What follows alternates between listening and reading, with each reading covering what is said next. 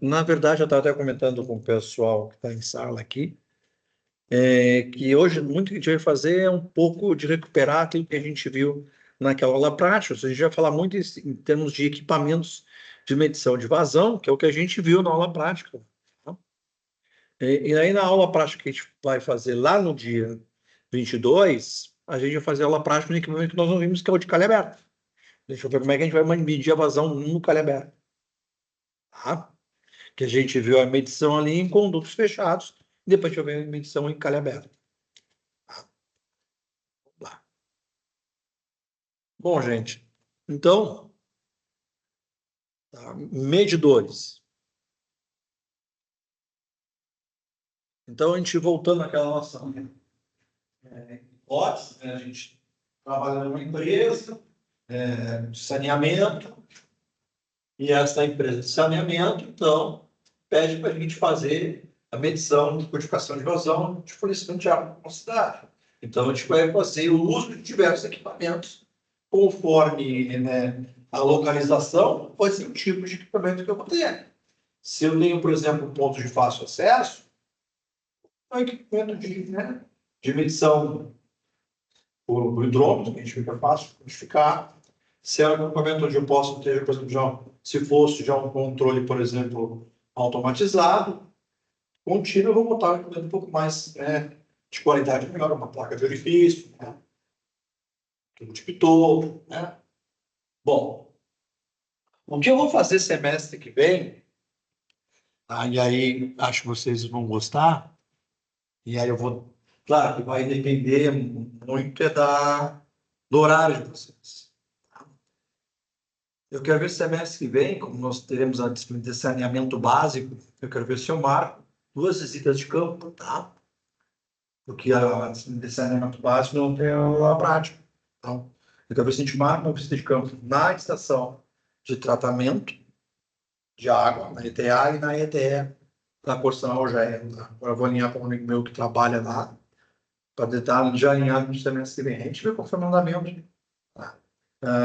Não sei da disponibilidade de vocês, mas vou tentar, também depende da disponibilidade deles também de marcar essa visita técnica, mas acho que é uma coisa interessante que a gente vê, né? Todo dia vocês veem uma coisa dessa. Inclusive, vou trazer a turma também do segundo semestre, que vai estar no terceiro semestre, para vocês, para a gente fazer uma engordadinha lá, fica legal. Tá? Acredito que para isso aí tem que ter uma definição de data para a gente tentar funcionar. Sim. Isso é o programa no início do ano, para a gente programar lá, tá?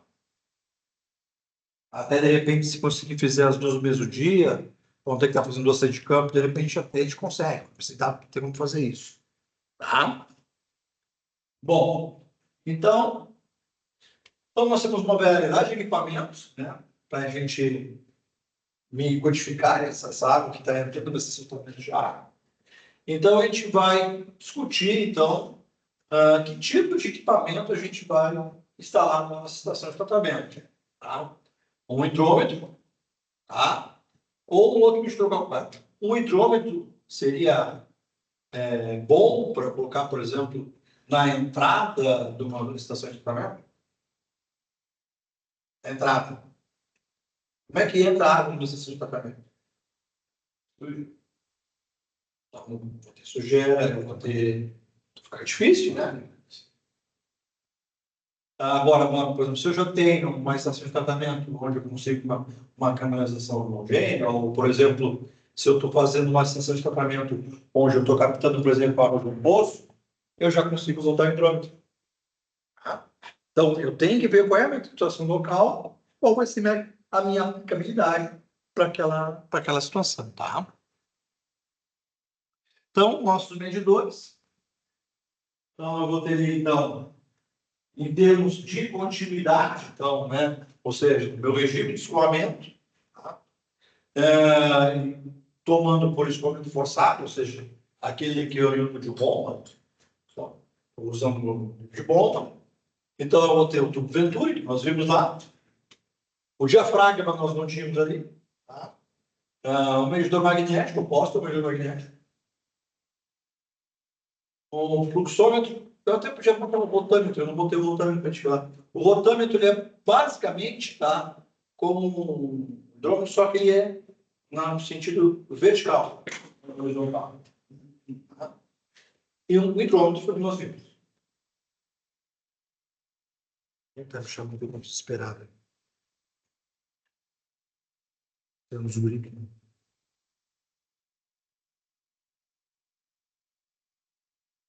Vamos lá. Então, um tubo Venturi, né? Ele foi inventado pelo italiano Giovanni Battista Venturi. Então, a função dele é medir a velocidade e, consequentemente, ter a vazão de fluidos incompressíveis. Então, eu tenho o quê? Eu tenho uma restrição e um alongamento, e eu consigo, qual a minha diferença de pressão das minhas áreas, eu consigo quantificar e medir minha velocidade que está passando.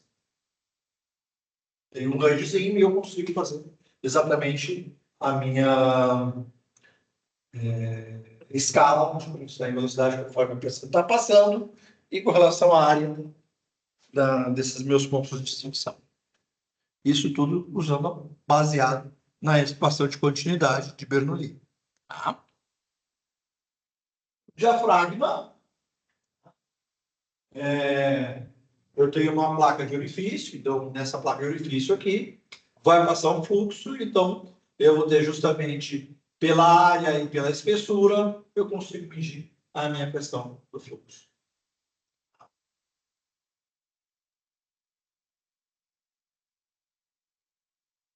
O medidor magnético, tá?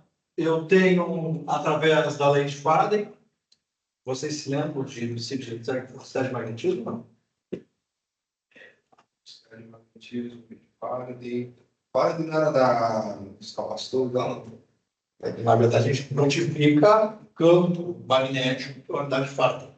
A lei de Faraday nos fala aqui, ó, do potencial elétrico das cargas. Quem é que se lembra das questões das forças, né? A captação universal? Então, eu vou ter lá com o campo magnético, que é o J, vocês lembram? Eu vou ter carga 1, carga 2, aí tem uma constante. Inclusive, a própria gravitação universal é baseada nessa lei de Faraday. É mesmo?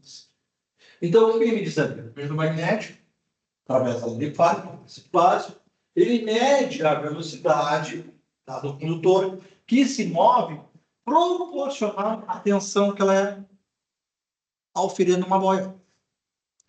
Então pode-se dizer que o medidor magnético gera, por meio de ímãs, a distância que eu dei do ímã dele, eu quantifico quanto é que está a minha vazão. Então, conforme eu estou afastando o meu ímã da bobina, estou gerando um campo magnético. Esse campo magnético ele está graduado conforme a intensidade do campo, determinando o fluxo que está passando de fluido.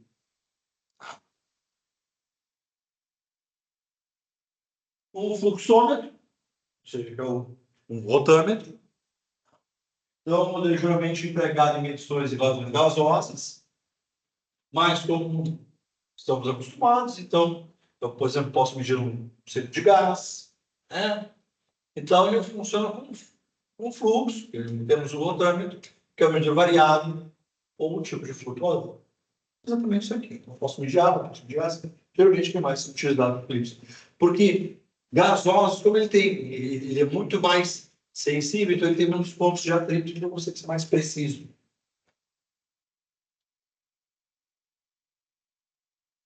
Então, o hidrômetro, tá? Então, ele é igual, análogo, princípio de funcionamento, ele é análogo no fluxômetro.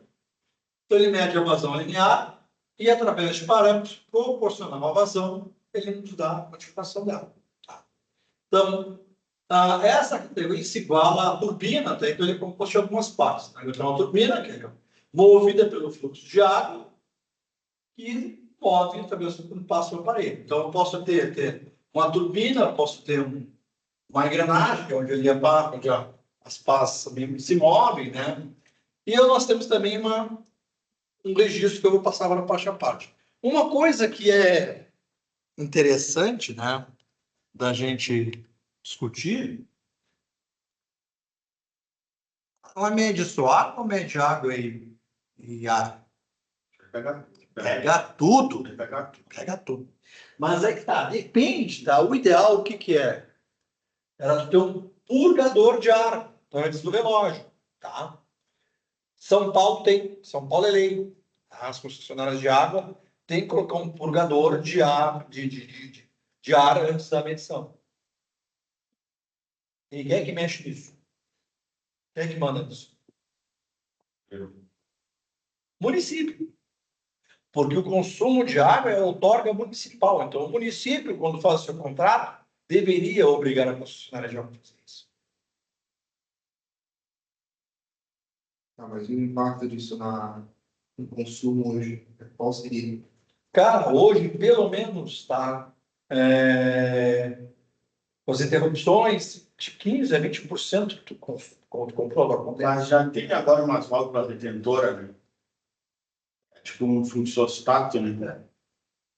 Que ela tranca e só permite a passagem da... Mas quem faz instalação nova coloca com o seu ônus, né? E a Corsa não pode. Nem pode, né? Não é nem permitido. Tem que ter a força de lei para poder fazer isso. Na verdade, a maioria do pessoal usa para fazer gato. Exatamente. É que usa da forma errada. Sim.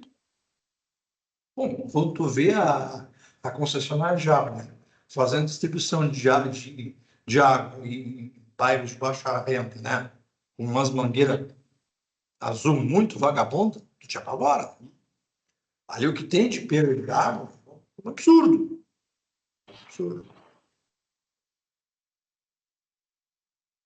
Então, aqui, isso é uma da aula 11ª. Vamos para a aula 12ª, que nós temos um pouco de exercício. É. Eu tô com um pepinão lá. Preciso fazer uma solda, duas soldas numa angulação de 10 polegadas que está enterrada a 1 metro de profundidade. Porra!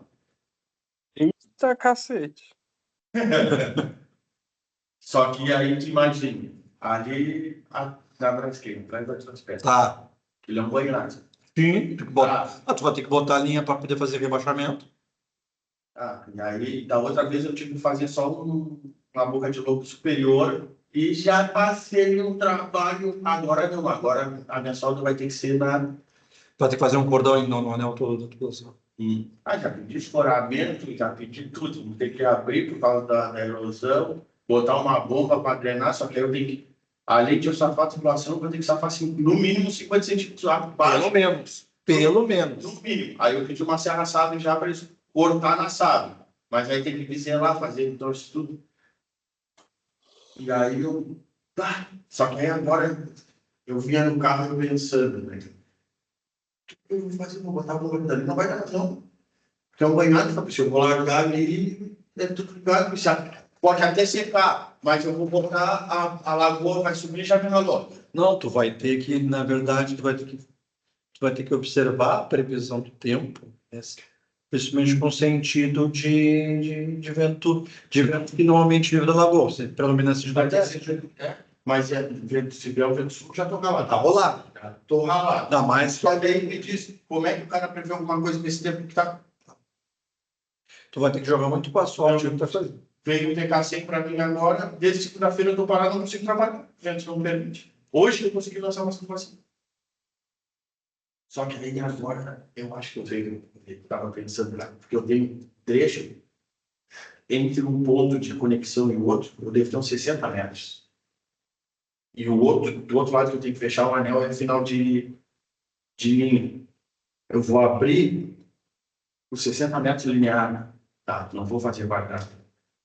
Vou cortar ela num trecho e vou botar uns pau de carga e vou levantar ela. O máximo É que eu tubulação de conseguir. quê? É de um terminal químico. É de água. quantidade de água. Menos Mas mal já que Asfalto que é de água, senão tinha que estar tudo raquetado. mesmo assim tem que isolar, porque tem interligado o fundo lá e a gente foi fazer, estava dando passagem. Aí eu Mas não é vi que estava dando passagem. Estava quebrado os vidros das câmeras de escova. Que legal. E aí o que acontecia? Todo o vapor ia para o sistema. E tem treinar e fura frio e faz uma coisa em teste de explosividade, teste de explosividade, teste de explosividade. Aí raquetei do lado da válvula e abri do outro, quando abri do outro, chegou soltar, chegou da. Esse terminal que ele está falando, Hugo, quando tu vai em direção ao Estaleiro Rio Grande, ele fica à direita, depois que tu passa da ponte, tu vai dirigir em direção à Barra. Nesse sentido, barra esquerda. Barra esquerda. Não, Rio Grande Barra. Ah, à esquerda, isso. Não é Granhoé, é Braskem, do outro lado. Eu sei onde é, mas o que houve lá? Foi Ele foi está reparando recalque? uma tubulação de fornecimento de água. Então, mas foi o quê? Foi o solo que cedeu e estragou a tubulação? Não, é instalação de válvula de bloqueio de emergência. E Ah, tá. fechamento do laço.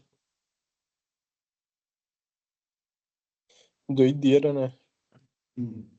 Qualquer trabalho que tu faça em um ambiente de atmosfera explosiva, tu tem que trabalhar sempre como se fosse Eu trabalho agora. Eu sempre ficava pensando nisso aí, viu? Toda a minha solda é dentro do talude do tanque de MTBR. Pô, beleza! Uma gota de MTB não chega no solo, tem ideia? Então, Eu já o fiz Rio esse Grande é tipo. um lugar de muito risco com relação a isso, né? Porque Sim. tubulação de petróleo passa na cidade inteira quase. Se explodir, já era, vai tudo. Tudo ali, né? Pega a saída do piso, pega a transpetro, pega a refinaria, pega a granel, pega aí. Não, imagina se vier a termoelétrica, feminina de tubulação de gás. Tu viu que abriu concessão já, leilão, tá ligado? Toda aquela parte de novo. É isso aí. Gente, vamos lá. Então vamos para a nossa última unidade, sessão.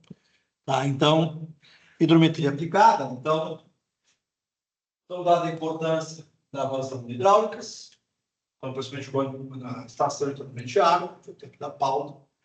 Então, vamos ver como é que a gente vai fazer a integração desse nosso projeto. Então, a gente fez as reuniões e brincamos de quais são as razões que a gente vai, por exemplo, verificar que a medição e a adução da nossa estacionamento será feita no calha baixa, que é aquele calhamento. Tá? Então, nós abordaremos, então, a forma como é que nós vamos avaliar a medição, se flutuador, tubo de pintor, molinete, ou um denominado de calha baixa. O flutuador é um equipamento que eu vou trabalhar ele conforme o nível que ele está graduado, então eu vou ter a minha vazão, a minha adução, é uma boia. O tubo de Pitot é o princípio que nós sabemos, que ele pega fluxo. O molinete, ele vai trabalhar como se fosse análogo ao hidrômetro. E a calha de baixo, a gente também vai ver como é que a gente vai trabalhar com O ela. molinete é como se fosse um motor. Então, ele é o flutuador. Tá? Então, ele trabalha flutuando em cima do equipamento. Então, simplesmente, a gente vai medir de tantos metros, quanto é que demorou para percorrer aquele metro. É a vazão da a nossa adução. Então, o tubo de Pitot vai pegar a pressão estática, então ele mede a pressão, conforme a equação de energia de Bernoulli, e a pressão piezométrica do escoamento. Então, a gente consegue dividir então, a influência do fluido na nossa adução. Então, a pressão de estagnação, então tem aqui a pressão total, e a pressão estática, que é acrescida oriunda da movimentação do fluido, através da restrição dele. E a pressão dinâmica, como o próprio nome diz, é a pressão oriunda da movimentação do escoamento. O molinete hidrométrico é um corretâmetro, né, uma hélice, ou seja, como se fosse um velocímetro, né? E a forma dele é de um torpedo. Ele é utilizado para medir escoamentos em canais, incluindo corpos hídricos. Em geral, é composto de um corpo de aço metálica, com uma hélice que então converte o movimento linear da água em interceptação com essa corrente, em uma rotação no seu eixo. Mas para mim ter isso aí, eu tenho que analisar. Ele está no fundo do meu leito. Tá? Ele funciona como se fosse um trânsito de navio. Mas eu conforto ele vai uma adicional. A vantagem original ele vai converter a linearidade no meu canal no meu duplo.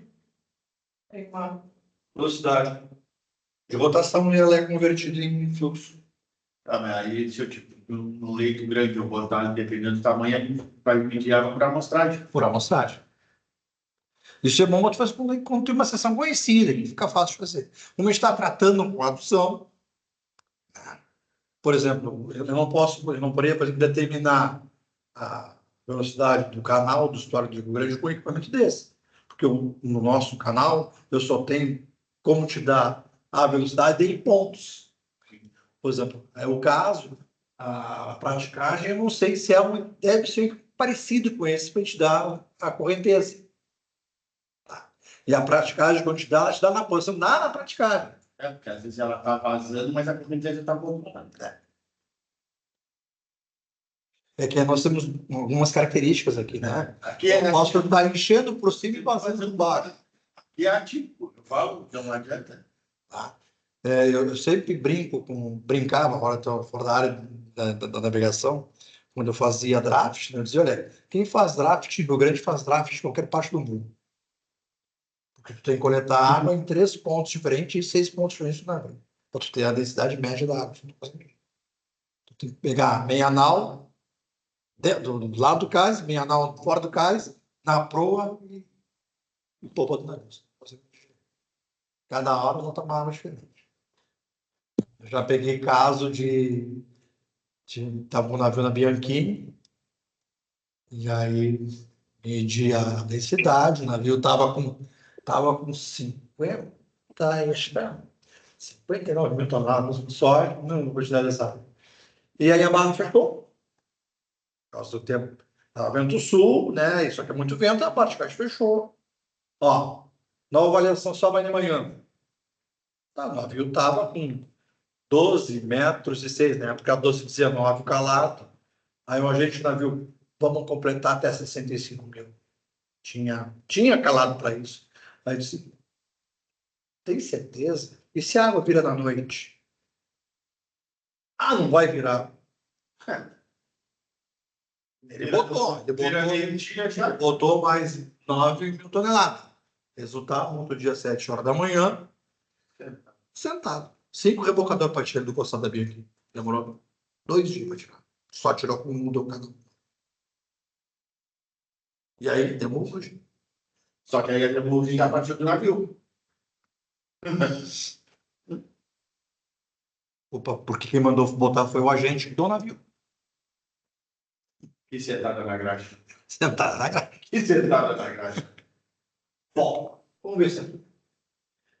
Então, gente, exercício eu já botei com as respostas. Tá? Se eu for colocar exercício em prova, vai ser com esses formulários que estão aqui. Tá? Não precisa de exercício? Então, imagine a seguinte situação. Então, considerando o peso específico da água, com 1.000 kg força por metro cúbico, é peso específico, ou seja, é massa específica. Onde se pesou 300 quilos, ou sistema técnico, 30 kg força. Por quê? A gente está usando aí o G como se fosse 10, tá? 10 metros por segundo. Metros por segundo. E durante 15 segundos. Então, qual seria a vazão, né, durante esses 15 segundos? Então, eu tenho um peso específico da água e eu pesei 30 águas do sistema técnico. Então, a minha vazão vai se dar pela seguinte equação. O que é a minha vazão? O peso da amostragem da água, a minha vazão. 2 litros por segundo, ou 0,02 metros cúbicos por hora, por segundo.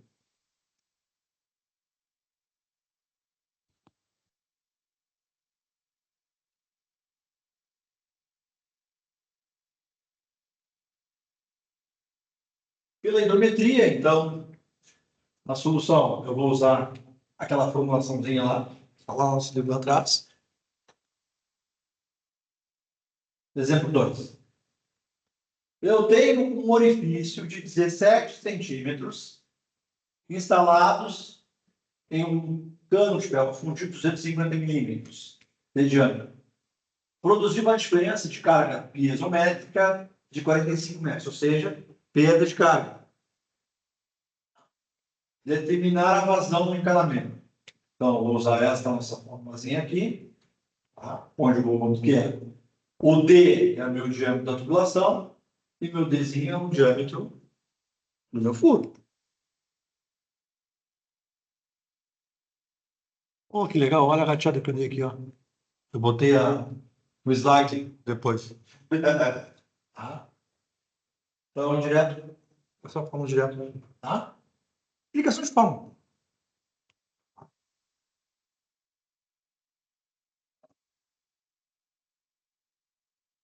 Exemplo 3. Dado uma calha Partial com diâmetro padronizado de 8 polegadas e a carga montante da seção estrangulada de 5 metros. Determine a vazão volumétrica em metros cúbicos por segundo do canal. Então, temos a vazão calha Partial, dado por quê?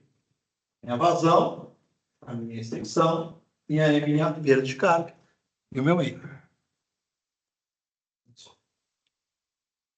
Então, a tabela C do caderno tem a minha justificação conforme a relação é 6 com 600. É simplesmente explicação de forma.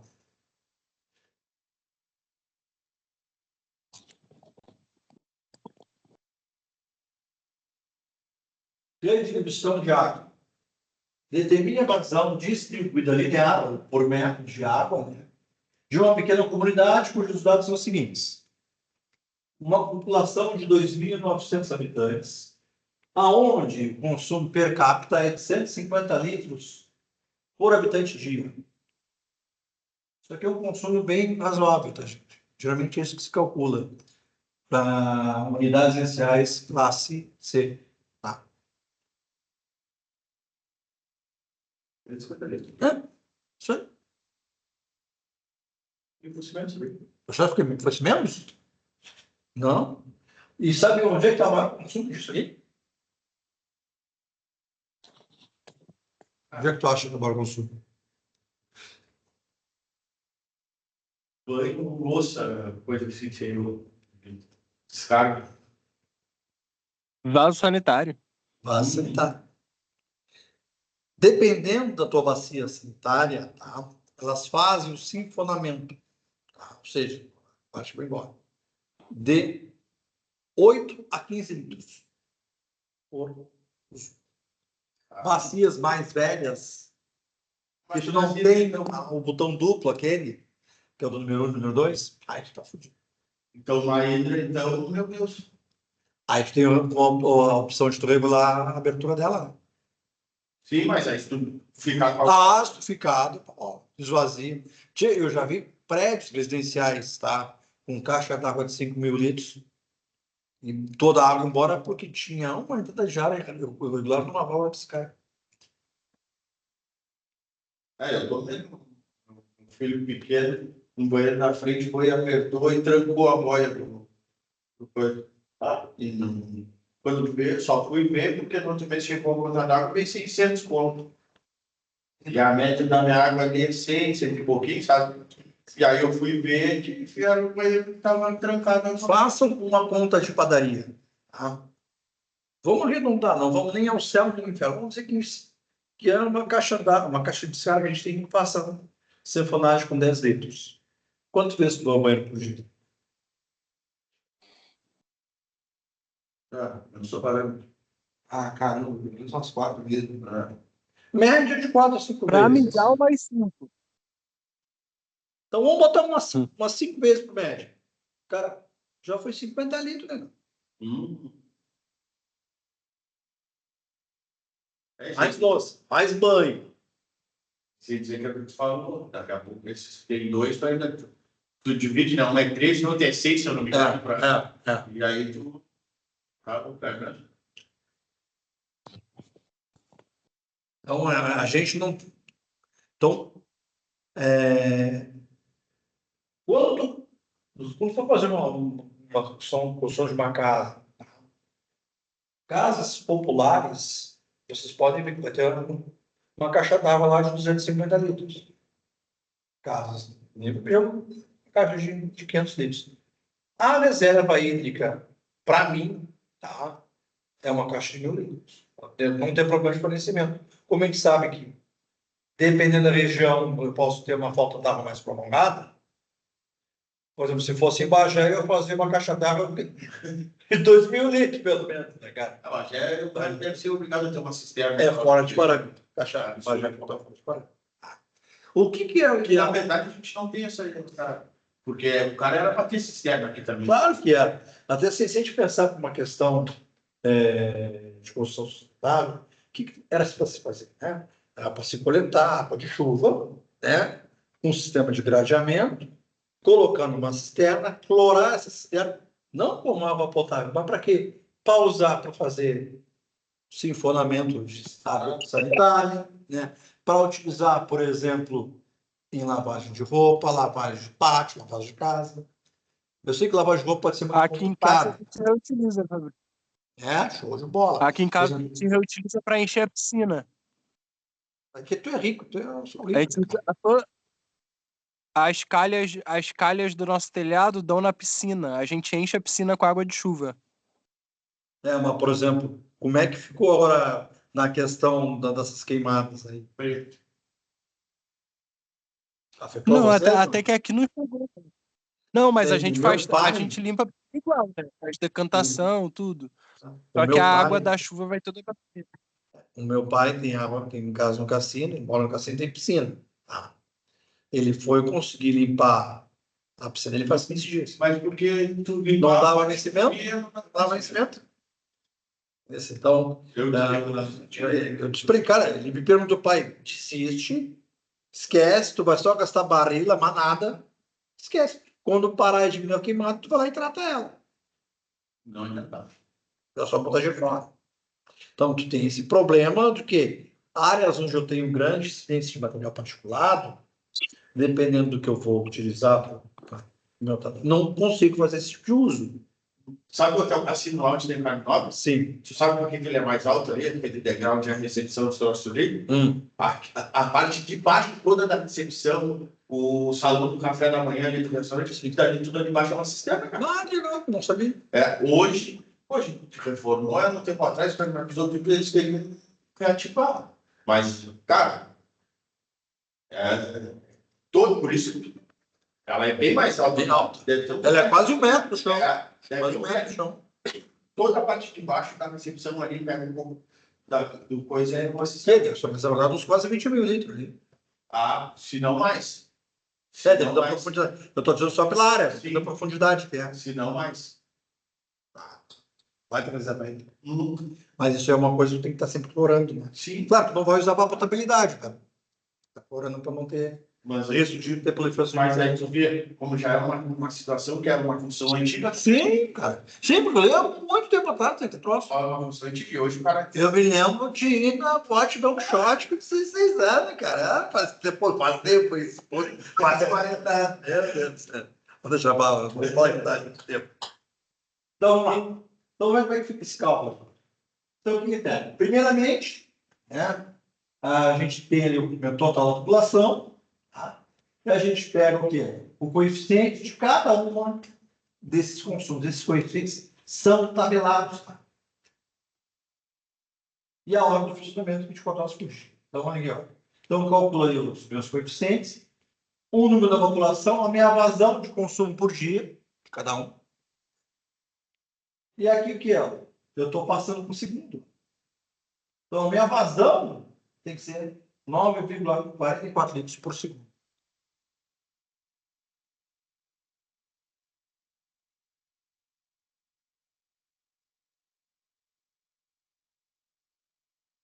Total. Tá, gente? Bom. Então é isso que vai cair na prova, né? Vamos conversar agora. Deixa eu parar de compartilhar aqui. Então, vamos fazer o seguinte, tá? Vou fazer que nem o Jack o Estripador.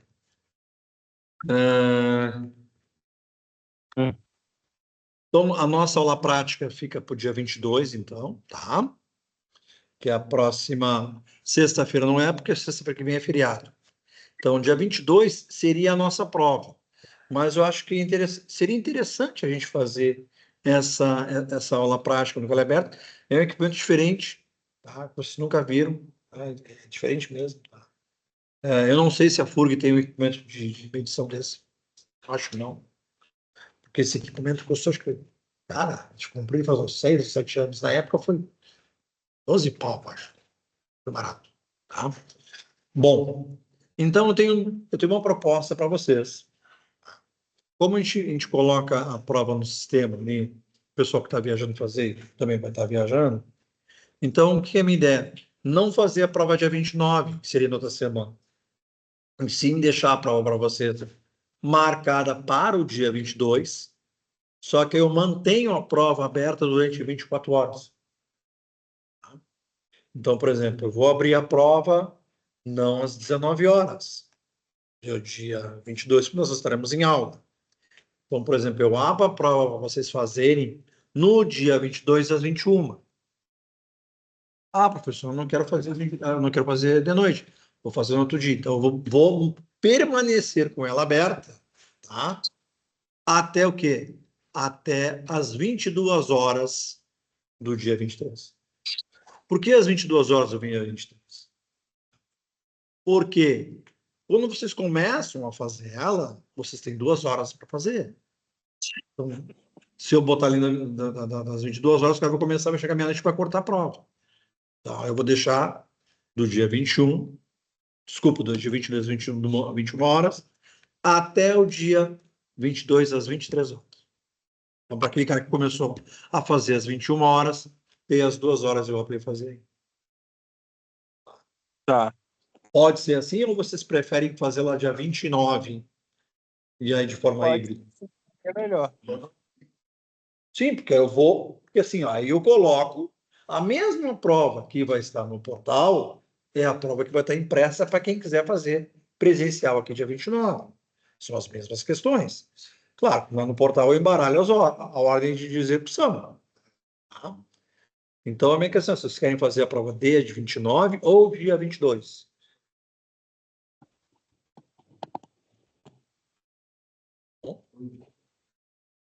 Tá viajando Sim. fora, então. Então tá. Então a gente faz dia 29, pode ser dia 29? Tá. Não, cara, tanto faz. Eu vou fazer vai estar híbrida ou presencial. Aí dia 29 eu vou estar aqui, se quem quiser fazer presencial. Dia 29 vai ter isso. Aí não tem, porque eu tenho que lançar a prova até o dia 29, às 23h59. E aí não tem choro. Aí a tua prova vai começar às 19 e 21 horas eu vou fechar a prova. Tá? Não. Eu achava que agora é muito tranquilo. Então tá. Eu tô na prepara. Não, eu até assim, ó, eu acho que vou ter até mais tempo para estudar. Eu dei a opção. A prova era marcada dia 22, mas como a gente quer fazer aula prática, estou dando a opção de jogar a prova mais uma semana. Então, dia 29 a gente faz a nossa prova. Tá? E a prova de topografia. Você quer? Tu não faz. Topografia é no dia 18. Tá?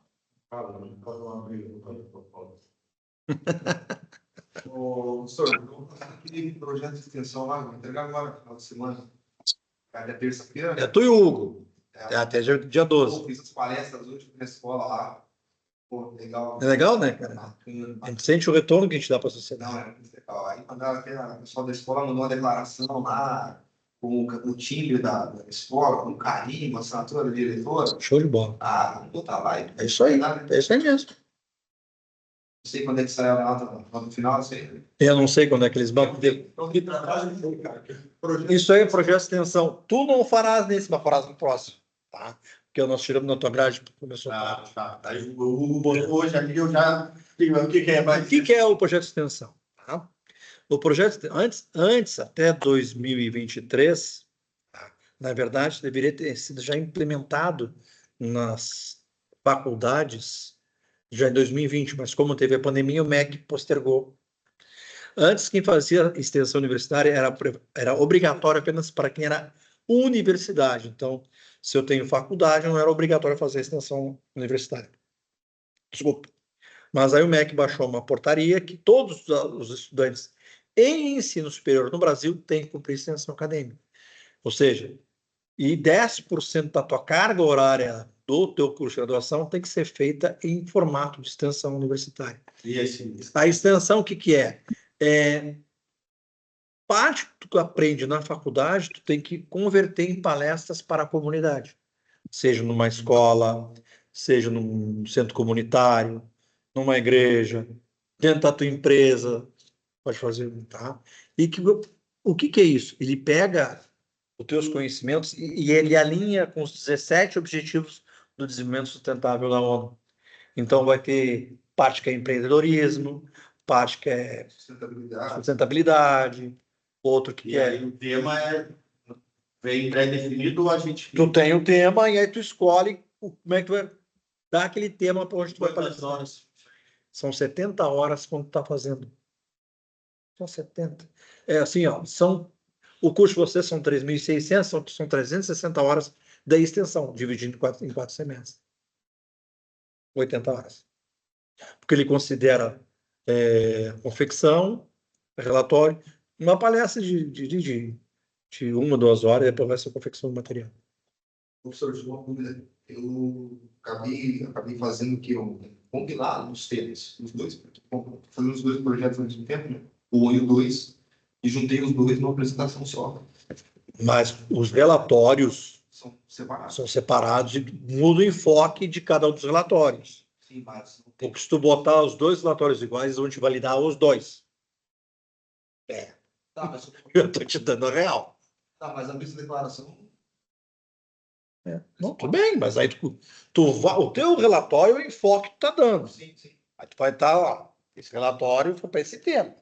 Outro, não importa a declaração, Separado. separa. A declaração é a que vai te dar uma carga total ali, só que a apresentação vai ser... Porque senão pode. Cara, e depende muito de quem corrige. Eu fico muito. Em vez de dar essa parte da correção para a unidade. Vai tudo para São Paulo. Oi? Vai tudo para São Paulo. Tudo para Londrina, na verdade. Porque assim, ó. Mas aí Eu vou reativar. Eu vou reativar um projeto que eu tinha até ano passado com uma ONG aqui, que era a ONG do Vasquinho, que tinha uns da mecânica, da elétrica, e que a gente fez exatamente essa temática. A gente fez uma temática de inclusão social com introdução à informática, a gente fez com gestão ambiental, a gente fez, por exemplo, com atividade esportiva. Então, e os alunos estavam juntos.